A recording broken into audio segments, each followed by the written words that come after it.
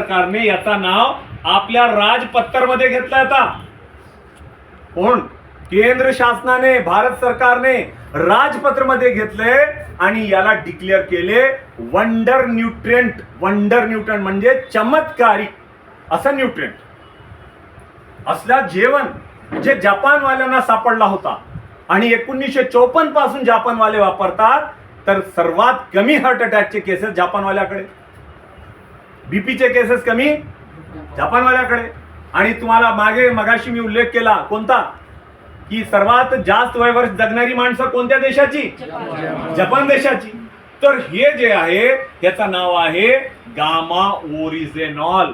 याचं नाव काय? Gamma oryzanol. ह्याच्यात 60 गोळ्या आहेत. ह्याच्यात किती आहेत या डबीमध्ये? आता हे 60 गोळ्यांची क्वालिटी आणि किंमत जर मोजली तर इतर कंपन्या प्रदेशातले हे विकू लागले सर 2000 रुपये, 4000 रुपये महिन्याचा खुराक. लोक ऑनलाईन मागून खाऊ लागलेत. कशासाठी खायचं आहे? पहिला मुद्दा, ज्यांना बीपी आहे, बीपी कंट्रोल करण्यासाठी. आणि ज्यांना आयुष्यात बीपी नको आहे त्यांनी पहिल्यापासून आतापासून लक्षात येऊ लागले का? कोणासाठी आहे सर हे? महिलांसाठी, पुरुषांसाठी, सर्वांसाठी आहे. ज्यांचा वयवर्ष 18 झालंय त्या सर्वांसाठी आहे. 40 गाठलेल्यांनी तर सोडायचंच नाही. कारण एक सांगू का, तोंडी सांगतो, वेळ कमी आहे. या आपल्या देशामध्ये 1980च्या आसपास हृदयविकाराचे झटक्याने मरणाऱ्यांची संख्या होती 100त 1. किती होती? सरकारी आकडा देऊ लागलाय 100त 1 व्यक्ती. आजच्या घडीला 100त 28 आहे संख्या. आणि त्यात 25% 40 ज्यांनी अजून गाठले नाही, म्हणजे 40 वयापेक्षा कमी असलेल्या लोक आहेत. किती टक्के? 25% लोक त्याच्यात. म्हणून आपल्याला हृदयविकारचा झटका कोणाला नको असेल तर तुम्हाला सांगतो, वाट पाहू नका. एकाने म्हणले मला तर कधी दुखलंच नाही हो. मी म्हणलो काल जे गेले त्यांनाही दुखला नव्हता हो, बोलत बोलतच गेले ते. मग म्हणलो काय घाई गडबड काही दिसलीच नाही. आता सायलेंट येऊ लागला, घेऊन चाललंय. माहित आहे का, आवाज दिवस काढायचंच नाही. सायलेंट होता, सायलेंट घेऊन गेला. आवाजच केला नाही, गल्लीत आवाज नाही, कोणाकडे आवाज नाही, दवाखान्यात आवाज नाही, काही नाही. लक्षात येऊ लागलंय. नाही ते घाण खाल्लं आपण, नाही ते खराब पदार्थ आपल्या शरीरात गेलेत. हे काय, ह्याचा साईड इफेक्ट नाही. तुमचे दुसरे गोळ्या चालू असतील तरी हे तुम्ही खाऊ शकता. ज्यांना बीपी नको आहे किंवा झालेला असेल, ज्यांना दुखत असेल किंवा दुखायचं नसेल त्यांनीही वापरायला पाहिजे. थायरॉइड साठी नाही ते गोळ्या आहेत, हे थायरॉइड साठी वापरा. रिपोर्ट काढा, हे द्या.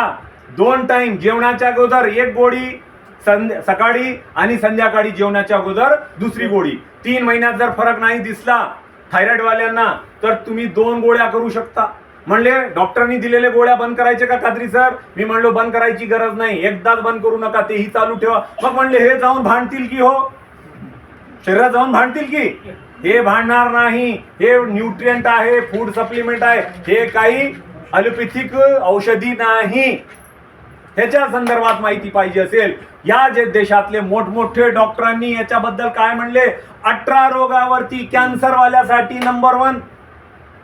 मग मी विचार केलो, मी म्हणलो कुठलीही गोळी, कुठलाही प्रॉडक्ट एखाद्या बिमारीवर, आजारावर काम करते तर म्हणणाऱ्यांनी म्हणले हे एकमेव प्रॉडक्ट असं आहे या जगातला, निसर्गाने दिलेली एक अशी देणगी आहे. हे शरीरात जाऊन जसं पोलीस चोरांना हुडकून पकडते, शोधून पकडते एकेकाला, कुठं गेला रे कुठं गेला म्हणून, कोण कोण हरेल आपल्याला म्हणून, तसे एक एक बिमारीला हे पकडण्याचं काम करते.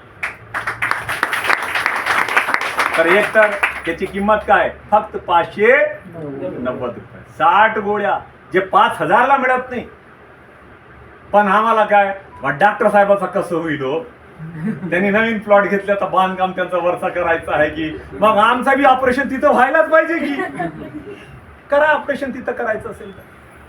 ते नको असेल, आरशमचा पहिला उद्देश निरोगी जीवन देणे. राहील का लक्षात?